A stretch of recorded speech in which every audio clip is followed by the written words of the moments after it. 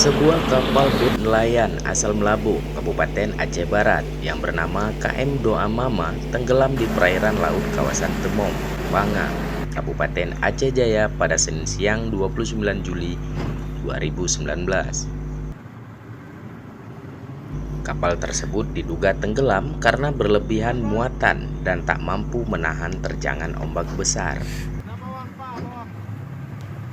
Setelah mendapatkan laporan adanya kapal boot nelayan asal Melabu, Aceh Barat dengan 9 orang awaknya tenggelam di tengah laut, tim gabungan yang terdiri dari Basarnas Pos Melabu, TNI AL dan Pol Airut Aceh Barat langsung terjun ke lokasi dengan menggunakan satu unit speedboat untuk melakukan upaya evakuasi terhadap 9 orang awak kapal boot naas tersebut. Dengan jarak tempuh selama 30 mil dari Teluk Melabu, akhirnya tim evakuasi berhasil tiba di lokasi dan mengevakuasi seluruh ABK kapal yang sebelumnya sempat terombang-ambing di tengah laut.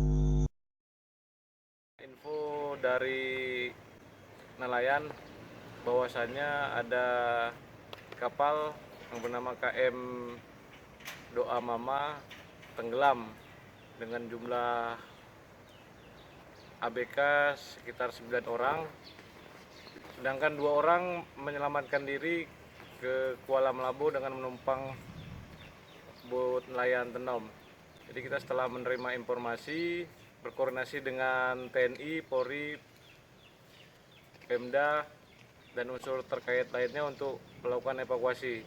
Pukul setengah 3 sore kita bergerak menuju lokasi sekitar 30 mil dari Kuala Melabu bersama TNI, Polri, Pemda dan unsur lainnya untuk mengevakuasi ketujuh korban. Kita kembali ke Kuala Melabu.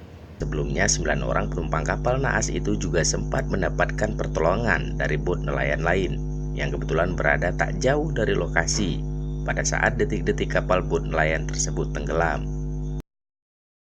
Tak ada korban jiwa dalam musibah itu. Kini seluruh awak kapal telah berhasil dievakuasi ke daratan Kuala Melabu, Aceh Barat. Namun bangkai kapal tersebut masih berada di tengah laut. Dari kawasan pantai barat Aceh, Ferry Effendi melaporkan.